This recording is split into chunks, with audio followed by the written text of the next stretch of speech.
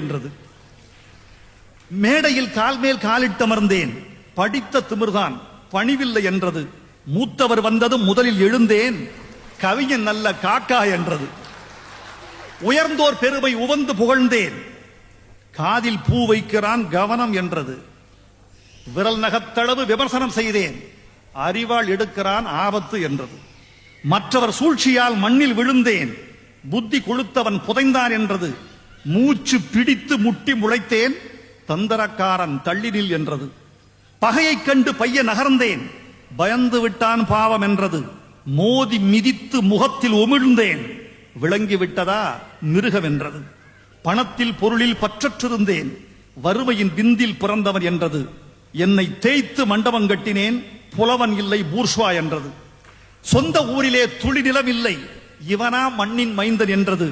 தென்னை மரங்கள் தேடி வாங்கினேன்,